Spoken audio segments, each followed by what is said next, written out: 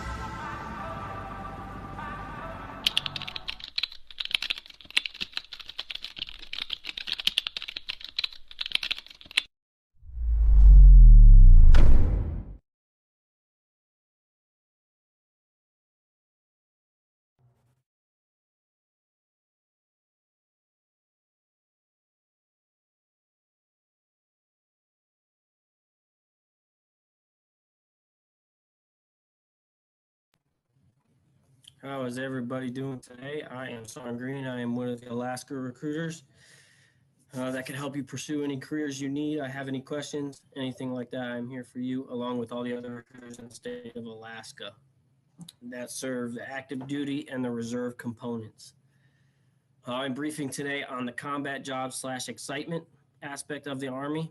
If you take a look here at my slide, you will see a list of combat jobs. Out of the 150, about a handful of them are considered the combat MOSs, and we will cover a majority of those today. If you're looking for the kick-in doors type career fields in the Army, get the most schooling and excitement out of your career in the Army, these are the careers that you're going to look at. It's not saying that you're not eligible to get airborne or air assault and other types of contracts or any other career fields. These are just the most likely, and the Army spends the most amount of funds on providing these frontline MOSs, the schools first.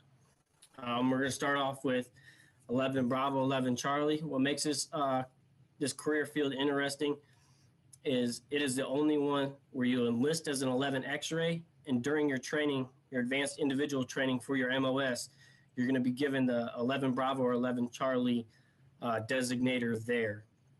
Then we have the combat engineer field along. This is the only combat considered job out of the whole engineering field. And then again, this is where you would get your airborne, your air assault. You can potentially get put in the Ranger battalions. Then we have the artillery field. 13 Bravo is going to be the only one that is considered the combat MOS of these, but all the others have very similar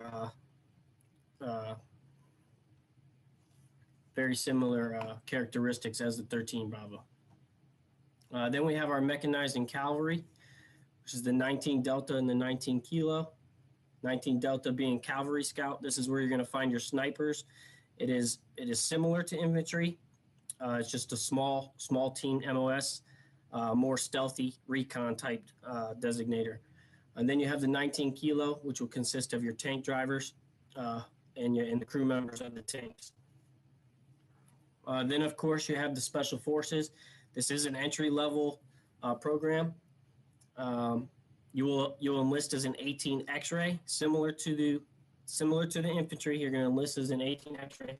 Once you get past a certain threshold of your training, You will be given one of the designators, the Bravo, the Charlie, the Delta, or the Echo. As you can see, the Bravo, the Charlie, Delta, Echo is the Bravo is the weapons sergeant, the Charlie is the engineer sergeant, the Delta is the medical sergeant, and the Echo is the communications.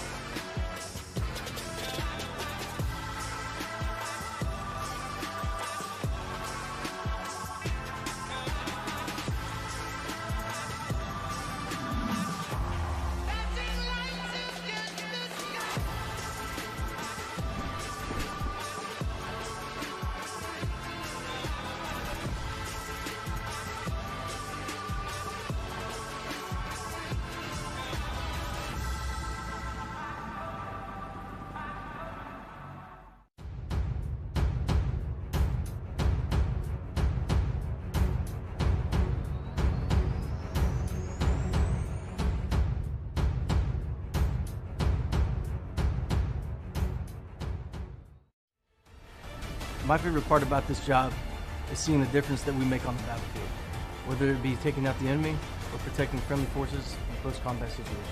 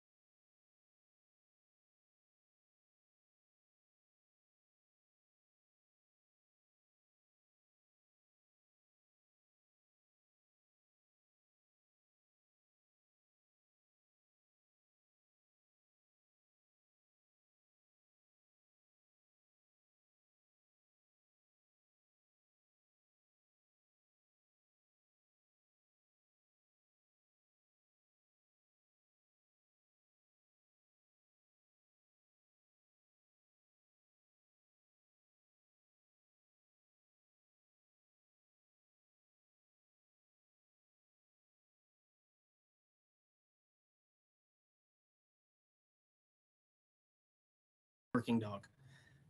89 Delta, you're going to be proficient in disarming and arming explosives.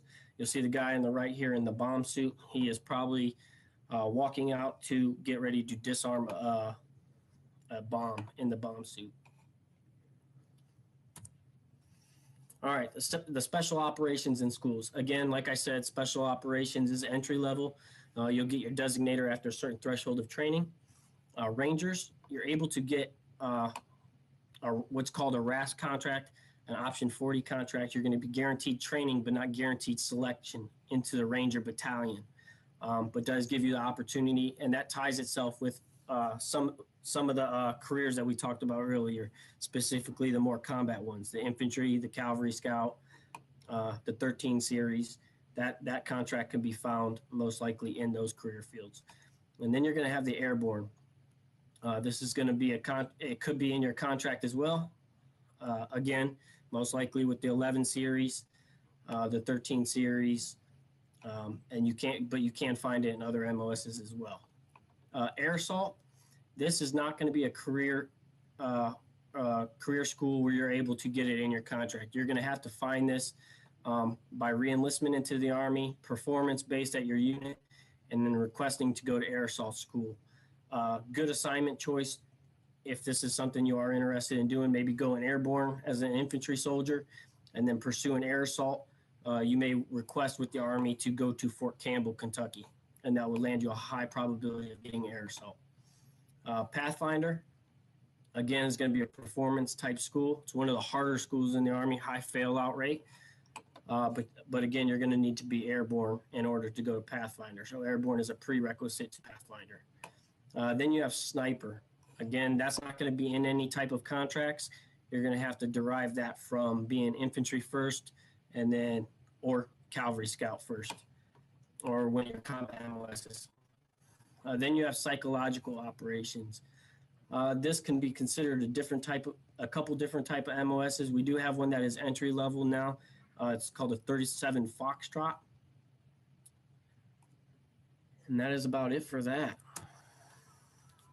And I will be here pending any questions from you guys.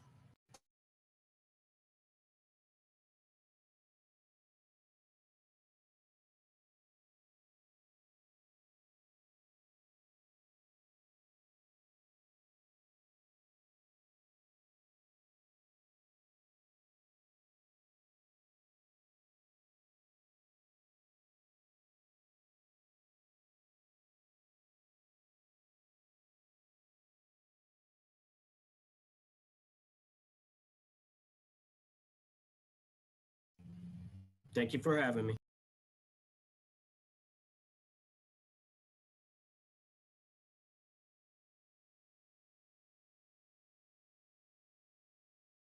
America has one army, but we have many soldiers.